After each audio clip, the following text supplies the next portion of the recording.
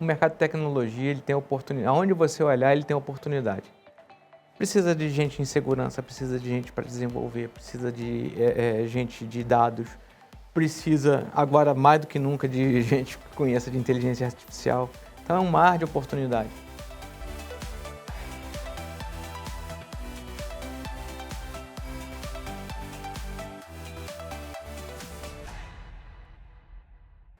Olha, confesso a todos vocês que começaram o ano recebendo amigos, convidados e principalmente pessoas e profissionais com histórias lindas que nós vamos conhecer aqui. Primeiro dia da nova temporada 2024 do programa Por Trás da TI, na entrevista 50 CIOs. E o meu convidado de hoje, Fábio Freitas. Fábio, que honra poder te receber aqui no estúdio da NetGlobe, na nossa casa, aqui na nossa querida Campinas. Seja muito bem-vindo, muito obrigado. Eu que agradeço, Renato, poder estar aqui com você nesse trabalho incrível e poder contar um pouquinho da minha história, da minha trajetória. Muito obrigado mesmo pelo convite. Fábio, eu estou super feliz, obrigado pelo esforço que você fez. Você veio do Rio hoje, né? Nós estamos gravando aqui 10 e pouco da manhã, então o Fábio teve toda uma jornada para poder estar aqui conosco, né? E produzir esse conteúdo que está disponível, né, para quem se interessa pelo assunto de TI, de carreira e uma boa conversa. Fábio, vamos começar falando um pouquinho das nossas origens, né? Você nasceu no Rio, você é um bom carioca, né? Ou seja, um carioca, assim, tradicional, né? Aquele sorriso bacana, boa pessoa, um papo sempre muito bacana. E você veio de uma família muito humilde, né, Fábio? Queria que você contasse um pouquinho da sua trajetória. Renato, eu nasci em Petrópolis, moro lá atualmente. Cresci no bairro de Pereira do Rio e tenho muita honra disso, que é um pequeno distrito lá de Petrópolis, onde a gente pode conhecer todo mundo te conhece, você é acolhido por todo mundo. Eu venho de uma família humilde. Minha mãe, ela era cozinheira de escola. Meu pai, ele era motorista de caminhão. Né? Dona Eva e seu Domingos tiveram muito esforço para poder batalharam muito para poder criar a família. Eu sou o quarto filho, um temporão, né? Depois de 10 anos vem o quarto filho. Eu tenho aí o privilégio de ter convivido com meu pai durante os primeiros 20 anos e de ainda desfrutar da companhia da minha mãe, uma guerreira. Olha só, que bacana. Que além de trabalhar na cozinha, né, de escola, de ser merendeira, ela complementava a renda dela vendendo roupas. O que seria hoje uma personal stylist. Uma personal stylist, olha só. Né, ela comprava roupas meio sob medida para o povo lá em Pereira do Rio. Tá. E ela conseguiu ser muito bem sucedida nisso. E ela desde cedo ensinou para a gente, para mim, para o Domingos, meu irmão mais velho, para a Cristine e para a Edna, que a educação seria o poder para transformar as nossas vidas. Então, ela sempre batalhou muito para manter a gente estudando, para dar condições para que a gente pudesse estudar, para poder mudar a nossa vida, e assim realmente foi o que aconteceu. Todos os meus irmãos se formaram, cada um dentro da sua especialidade. Eu acabei escolhendo a TI, mas esse exemplo vem de lá. E meus irmãos, cara, acho que é uma dádiva. Aí uma família muito unida, me deram sobrinhos e sobrinhos netos Que maravilhosos. Que legal. E quando olha, né, o Fábio, quando criança, então eu nasci prematuro, minha mãe ainda não me batizou ainda no hospital, porque a saúde era tão debilitada e meus pais, muito católicos, ficaram com medo que acontecesse alguma coisa e eu viesse a falecer ainda sem ser batizado. Venci essa etapa, então a primeira etapa da minha infância, os primeiros 5 anos, foi muito próximo com a minha mãe. Minha mãe me levava para o trabalho, me levava para tudo que é lugar junto com ela, para a escola. Então ali eu fui crescendo no ambiente da escola.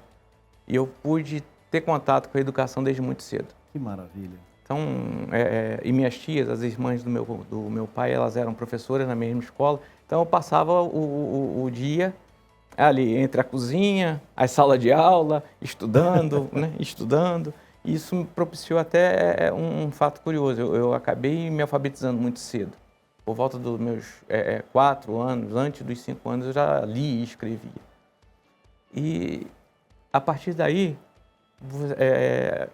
a saúde foi melhorando e a partir dos 5 anos, aí é uma infância tradicional de quem mora no interior. É jogar bolinha de gude, é ir pra rua, perder o tampão do dedo jogando futebol, tentar soltar pipa, que eu acho que eu sou a primeira pessoa no mundo que não consegue soltar pipa direito, mas foi uma infância muito boa, que eu trago muito boas recordações dessa época. Muitos amigos, muitos deles, né, eu tenho o privilégio de ter no meu círculo até hoje, então o meu círculo de amigos são amigos de mais de 45 anos. Poxa, que legal. Juntos realmente desde dessa época. Alguns deles, cara, são mais do que amigos, são irmãos. Porra, pensar no Frank, no Alexandre e no Gustavo. São assim quase como irmãos. De convivência mesmo, padrinho de casamento de um outro é padrinho do meu filho, então são assim, irmãos. E quando você tem essa possibilidade de crescer num ambiente desse, é bastante saudável, né? Você olha assim, pô, como foi privilegiado de poder crescer nesse ambiente. Mas a vida também sempre foi difícil pra gente. Então, por volta dos meus 14 anos, né, no fim da minha infância e início da adolescência, eu já comecei a trabalhar. Então, eu tive a oportunidade de começar como auxiliar de estamparia, de fazer silkscreen. Olha só. Numa confecção lá em Pedro do Rio. E, a partir daí, começar a me desenvolver profissionalmente, porque a vida me deu essa oportunidade. Eu sempre fui muito curioso, né, de aprender os processos. E ali eu fui... dentro daquela carreira eu fui crescendo, troquei o estudo para a noite, então o meu ensino médio eu fiz à noite em contabilidade, que lá também em Pedro do Rio você tinha duas escolhas, né, Renato? Ou você fazia magistério, você ia ser professor, sim, ou você fazia contabilidade. Como eu tinha maior facilidade com número, eu gostava mais de exata, a contabilidade acabou sendo uma escolha óbvia. E a partir daí eu fui moldando, terminando a minha infância, começando a moldar ali a minha juventude nessa profissão. Ô Fábio, quando foi o momento, nesse período da sua vida, que você começou a ter a oportunidade de, por exemplo, mexer com o computador, ou a tal da informática esbarra no Fábio? Quando que foi isso? Cara, isso... O ser picado pelo desejo da tecnologia foi quando eu era criança. Eu tenho um primo que ele é engenheiro eletrônico mecânico.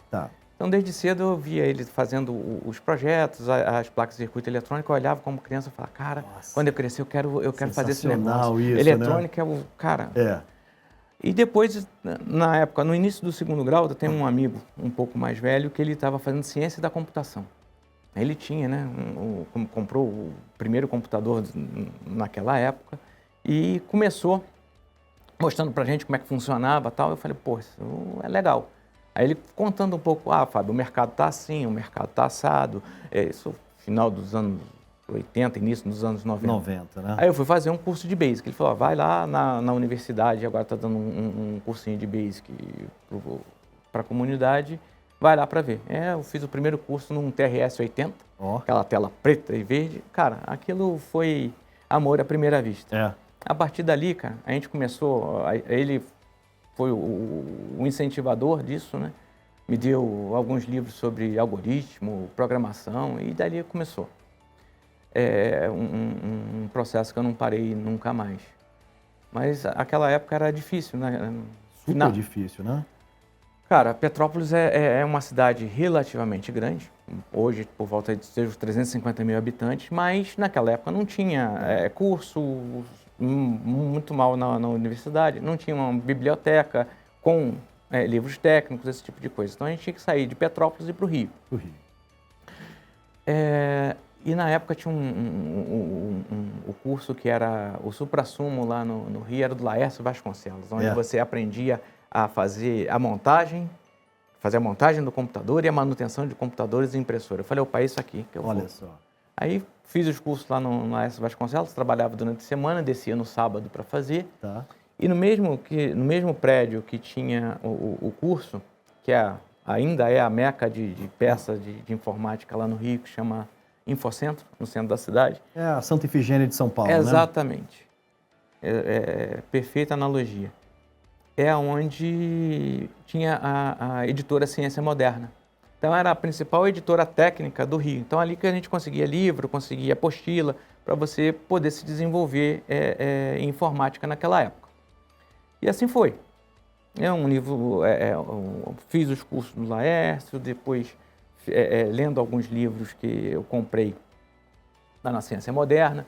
Tinha, né, eu ficava ansioso pela segunda-feira, porque quando saiu o encarte do Informática, etc., do Globo, que era um encarte completo de informática, falando sobre o mercado, falando sobre várias coisas, e ali eu ficava ávido na segunda-feira para pegar informação. E assim eu comecei a lidar com informática, depois comecei a prestar serviços, né?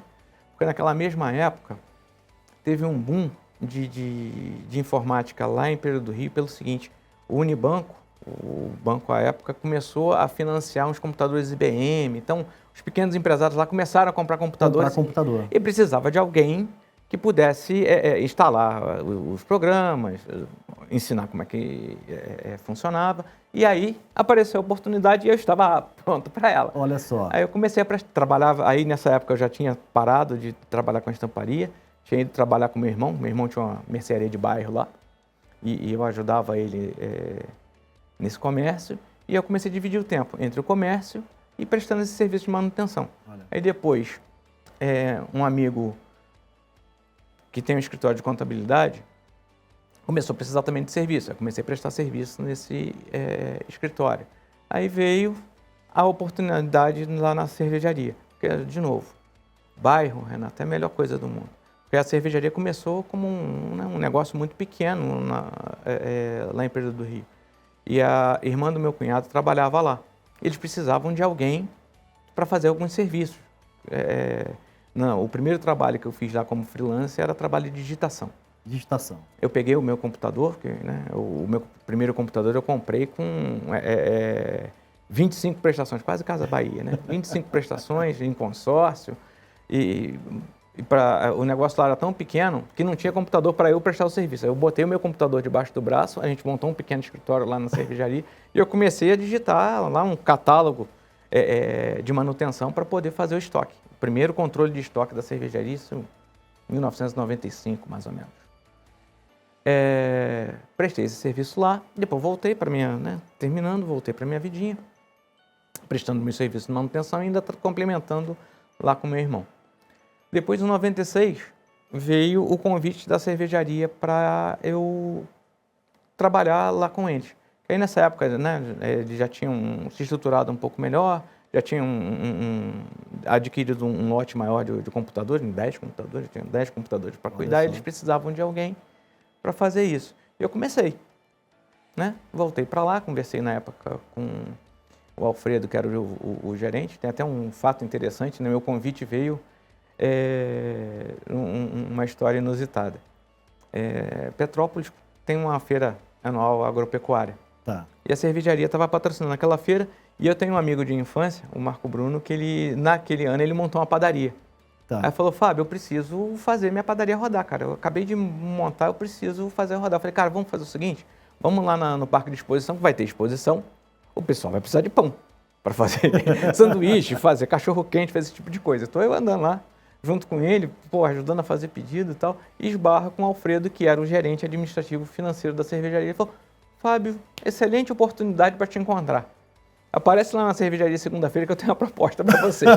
Então, nada na vida, Renato, acontece por acaso. Ou seja, um final de semana, uma festa agropecuária, encontra ali o próximo contratante. Exatamente. Que legal, e ali começou a minha história com a cervejaria. E foi uma linda história, né, Fábio? Porque você construiu, agora entendendo a sua jornada, você começou de baixo, prestador de serviço, né? prata da casa, né? Exato. E você construiu uma carreira ali que, poxa, é bonito de ver dentro da jornada profissional de uma pessoa. Como que foram esses passos importantes aí na construção de uma carreira, né, corporativa, depois uma carreira já como um executivo, como um líder? Conta um pouquinho dessa sua fase. Cara, o Grupo Petrópolis é uma empresa que eu tenho um carinho enorme, porque foi lá que eu consegui crescer como profissional, crescer como pessoa e ter a oportunidade de ser o profissional que eu sou hoje. Então, quando eu olho para lá, vejo aquele logo, eu sinto um grande orgulho de ter feito parte daquela empresa e ter ajudado a construir o grupo que é hoje. Em 96, aquilo era uma pequena startup, né, Renato? Tinha que se fazer de tudo. Quando eu cheguei lá, tinha que um dia você passava cabo, no outro você subia o servidor, no outro você instalava o sistema operacional, no outro você estava instalando o sistema ERP, na época um Alterdata da vida, que hoje veio a se tornar uma grande soft house lá da região serrana. Depois você vai evoluindo e a gente chegou a implementar o MicroSiga e você vai absorvendo, né, o que a tecnologia podia ajudar a cervejaria naquela época. Aí chega a internet no Brasil, que aí hoje qualquer celular você consegue fazer N coisas. Naquela época era muito difícil. Muito difícil. Porque a fábrica ficava em Pedro do Rio e Pedro do Rio era, na época, um local de difícil acesso para dados. Então, um link lá, esquece, não tinha viabilidade naquela época. Então, acabou que a gente achou uma comunicação por satélite chamada Star One, que hoje é da Embratel.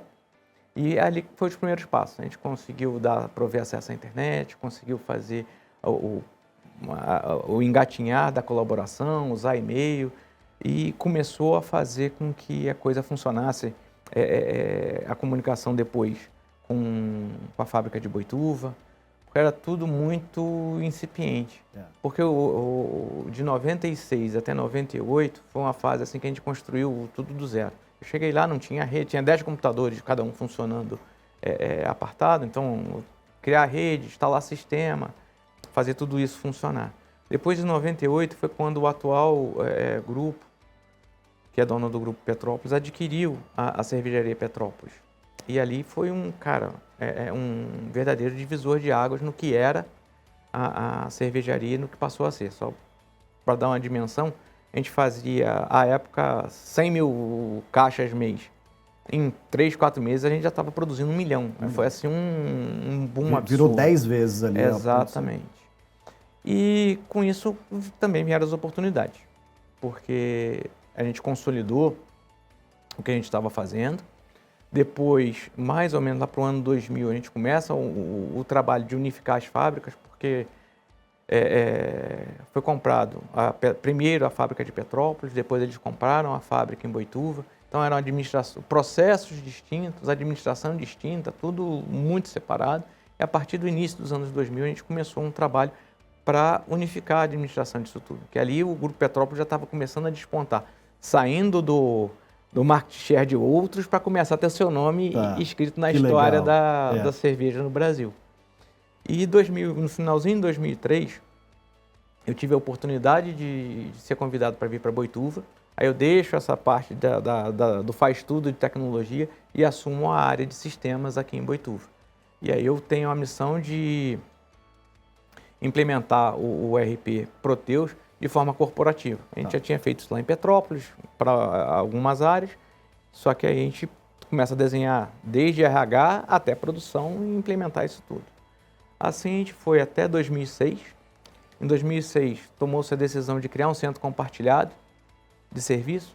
Foi um investimento de TI, nunca foi pequeno, né? E naquela época, então, tudo era... Você tinha que investir capital em tudo, servidores, sistemas, era algo pesado. E tomou-se a decisão de montar esse centro compartilhado para que a gente pudesse diluir um pouco disso entre o negócio cervejaria e o negócio distribuição, que naquela época era completamente apartado.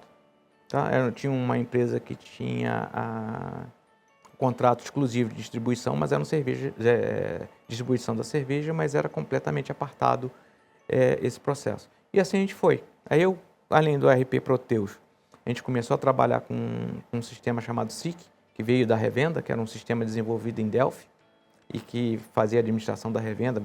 Um pequeno ERP bem tailor-made para esse processo. A gente, na época, também foi implementado o Proteus numa fábrica de plástico. O Grupo Petrópolis, naquela época, ele começou a expandir algumas coisas. E a fábrica de plástico era um negócio importante, porque ali começou a fabricar as embalagens de latinha, aquele papel filme, e a parte de material de merchandising. Então, a gente fez toda a implementação de RP ali também.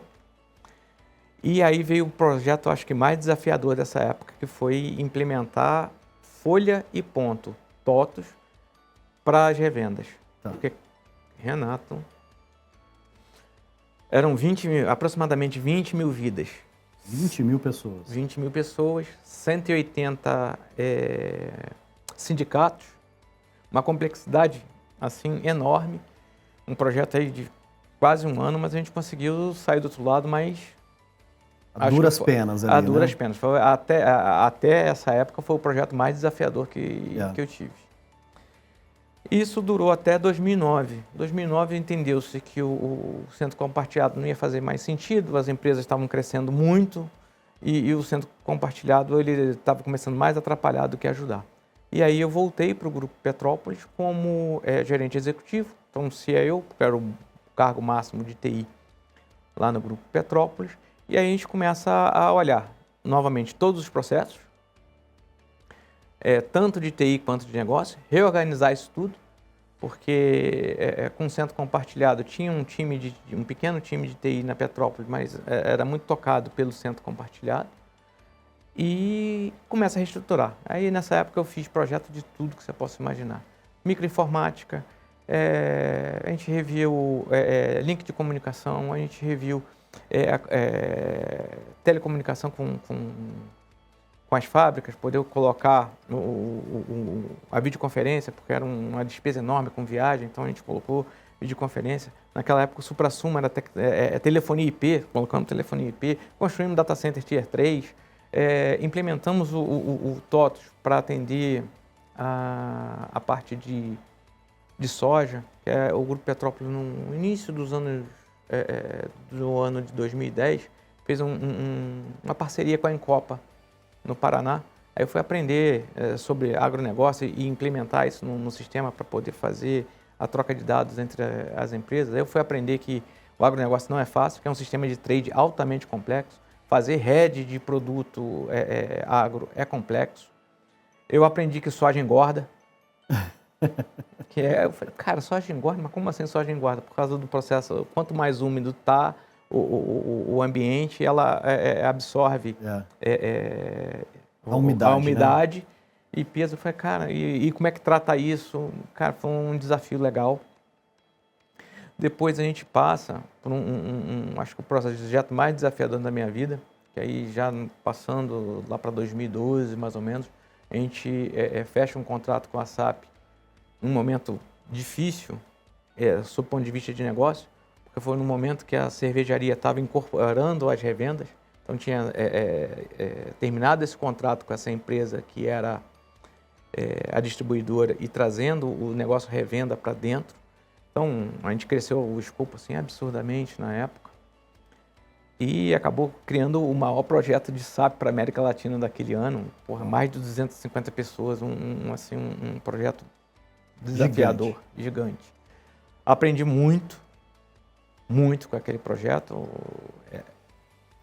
Te confesso que acho que eu entrei, eu tinha cabelo, eu saí... Foi ali que você perdeu? Eu perdi uma boa parte dele, mas acho que dali criou um bom alicerce para o Grupo Petrópolis continuar seu ritmo de crescimento e se posicionar no mercado como ele está hoje. Bela trajetória. Trajetória linda, quem conhece a sua história, quem conhece um pouco a história também do Grupo Petrópolis, sabe que assim, é uma jornada e foi uma jornada linda de 15 anos, vocês saíram, né, lá do único ponto e se tornando, né, essa grande referência, essa potência, né, bacana. E eu lembro na época, Renato, quando eu saí de lá, a gente era o segundo do mercado de bebidas, né? Quando a gente conseguiu fazer essa ultrapassagem, cara, que orgulho que foi para todo mundo, soltando foguete, Não foi é? É um muito orgulho trabalho, né? imenso, porque é muito trabalho. E você conhecer a história do próprio Grupo Petrópolis, são pessoas que vêm lá de Fernandópolis, começaram seus negócios e foram crescendo também, funde um pouco com os valores que eu tenho de vida, né? Das pessoas que trabalharam muito para chegar onde chegaram. Então, o Grupo Petrópolis tem aí por trás um fundador que também é muito batalhador, um cara muito humano. E o grupo chegou onde chegou, acho que muito do mérito dele. Merecidamente. Merecidamente. Fabio, nós sabemos que a nossa carreira, a nossa profissão que nós escolhemos, ela nos desafia a todo momento. Sejam pelas tecnologias, ou seja também pelo nosso desejo inquieto de querer ajudar e participar de outros tipos de negócios, de outros segmentos. Você passou década, né? Uma década, mais de uma década, né? Num grande projeto, e depois é o momento da gente se desafiar, né? Ou seja, novas possibilidades, experimentar. Você é uma pessoa que já tem maturidade, já tem, né, experiência, né? E aí a gente se dá a chance de poder experimentar outros segmentos, outros desafios, né? E ir em frente. Como que tem sido essa etapa que você está vivendo agora, ainda muito jovem, hein, Fábio Freitas? Muito jovem. Nós estamos na metade do caminho ainda. Até os 80, nós temos que estar juntos ainda, dando conselho, né? Apoiando ali como consultor, porque, pô, eu acho vida que longa. até os 100, né, Renato? Acho que Até os 100? Até os 100. Tá bom, tá bom. Acho que dá. Tá bom. Cara, vir para o mercado de seguros, para mim, foi, assim, acho que o segundo grande divisor de águas. Porque eu fui forjado na indústria de bebidas. Então, passei pela Petrópolis, depois tinha uma passagem um pouco menor pela Brasil Quirim, que hoje é Heineken. Mas esses negócios, eles são muito moldados no RP. Esses processos são muito bem definidos e moldados para esse tipo de software. Isso não foge muito e a minha cabeça foi formada nessa linha. Quando eu cheguei no mercado de seguros, você começa a olhar o seguinte: opa, peraí, isso aqui é um pouco diferente. Porque você precisa o time to market é diferente, a abordagem é diferente. O seguro, principalmente o seguro obrigatório, ele tem a gente tinha a missão de transformar o relacionamento com o cidadão. Então, eu fui convidado pelo Daniel Rosa, hoje na Sompo, para ajudar nessa transformação e, cara, aí eu cheguei e fui olhar aonde eu estava me metendo, né? Eu olhei, cara, mais de 80 milhões de bilhetes emitidos por ano, mais de 600 mil sinistros por ano. Uau. Quando você abre o capô da tecnologia, você tinha mainframe com COBOL Vezan, você tinha Delphi, você tinha .NET, você tinha aplicativo, você tinha microserviço, você tinha tudo um ecossistema para que isso funcionasse. E nossa missão era simplificar tudo isso. E sempre olhando o cliente. O que eu faço para melhorar a vida do cidadão? O que eu faço para melhorar a vida do meu cliente? E iniciar nessa abordagem, para mim foi muito bacana, porque mudou a minha forma de olhar os processos. Mudou a forma de pensar, mudou a forma de abordar. E hoje, o futuro a gente ainda não sabe, mas se eu voltar para um outro mercado, acho que essa bagagem é muito importante. É muito importante. Porque você tem que ter o cliente no centro. Não tem outra forma de você fazer negócio hoje em dia. Isso vem muito puxado também pela transformação digital. Porque quando eu chego na Líder, naquele boom da transformação e agilidade, de agilidade nas empresas, e esse mindset é importante. E juntar tudo isso foi, assim, bacana, porque propiciou a gente começar a criar coisas, fazer coisas que, cara, fizemos e estamos fazendo coisas sensacionais. Porra, a gente conseguiu desenvolver sistemas para sinistro, pagamento, arrecadação. Recentemente a gente fez um sistema para ajudar o combate à fraude mais simplificado, para que acelerasse esse processo. Isso tudo propiciou tirar mainframe, modernizar a tecnologia, aumentar a interação com o usuário e criar uma jornada de cliente mais próxima de mercado, que Perfeito. antes era um negócio muito descasado, desde a identidade visual até os sistemas. Então, isso tudo a gente acabou mexendo. E você ter a oportunidade, Renato, de impactar positivamente na vida de mais de 80 milhões de brasileiros, é assim, acho que é a maior ativo que a Líder me deu. Que assim, é muito bacana. Você vê o seu trabalho e ver o impacto que ele pode causar, isso não tem preço. E quando eu cheguei na Líder, eu não tinha essa visão. Então, isso tudo o mercado de seguros me deu. É o fabuloso mundo da tecnologia, da informação, Exatamente. que nos apresenta muitas vezes coisas assim inimagináveis, que a gente vai entrando ali no core daquele negócio, vai se apaixonando, vai vendo como que a tecnologia pode ir simplificando, ajudando as pessoas. É uma profissão muito bacana essa que nós escolhemos, né, Fábio? E eu queria emendar aqui uma reflexão. Um dos grandes objetivos nosso aqui dessa conversa é abrirmos as portas de uma conversa de TI com profissionais com experiência consagrada para que as novas gerações possam beber dessa água um pouquinho para entender, né, que realmente o mundo da tecnologia deve ser considerado, deve ser olhado de uma forma diferente, como uma construção de carreira daqui para frente. Porque a gente sabe qual que é o futuro, né? Sabe o quanto que a tecnologia vai permear ainda mais a nossa vida e principalmente, né, Fábio? Nós sentimos na pele a falta hoje de mão de obra qualificada. Então nós estamos aqui em 2024, transformação digital acontecendo, né, de acordo com a maturidade de cada empresa, mas acontecendo, e a gente sofrendo com mão de obra qualificada disponível para o nosso mercado. Hoje, a nossa mão de obra, a gente concorre com a Índia, a gente concorre com os Estados Unidos, a gente concorre com as empresas globais depois da pandemia, né? Então, o Brasil ficou nessa situação. Então, trazer uma mensagem para esse jovem que está ali decidindo, não sei se eu vou para o caminho da contabilidade, eu vou para a matemática, ou eu vou para a TI, né? Então, queria que o Fábio Freitas deixasse essa mensagem para esses jovens. Cara, o mercado de tecnologia, ele tem oportunidade. Aonde você olhar, ele tem oportunidade. Precisa de gente em segurança, precisa de gente para desenvolver, precisa de gente de dados, precisa, agora mais do que nunca, de gente que conheça de inteligência artificial. Então é um mar de oportunidade.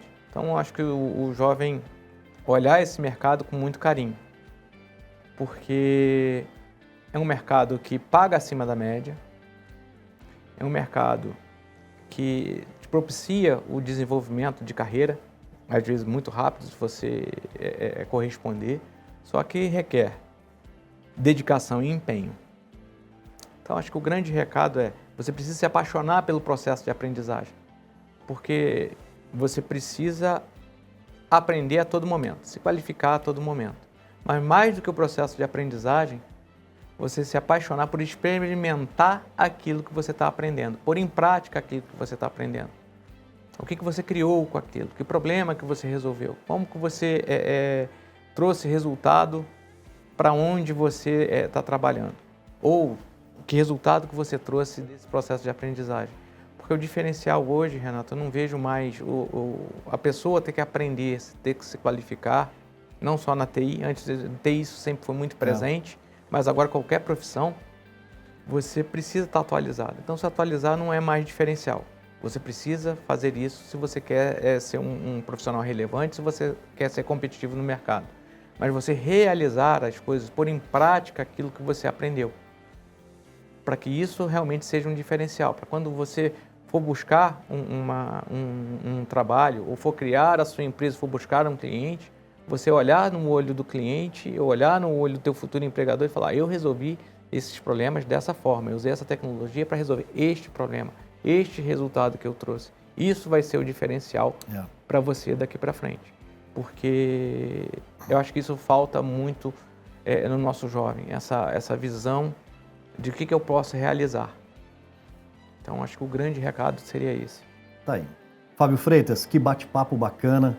Prazer poder deixar registrado aqui a sua história, com essa generosidade que você conduziu essa conversa, né? Trazendo o nome dos amigos, dos seus irmãos, suas irmãs, né? O seu irmão e as suas irmãs, né? Trazendo aqui essa importância da família, do seu pai, da sua mãe, né? Eu estou diante de um grande ser humano, um grande profissional, e fiquei super feliz de poder ter a honra, né? De ter a sua confiança, da gente poder registrar essa linda trajetória de vida e profissional do Fábio Freitas aqui no nosso programa Por Trás da TI, na nossa entrevista 50 CIOs. Parabéns pela sua jornada, Fábio. Eu que agradeço, Renato. Parabéns. Valeu.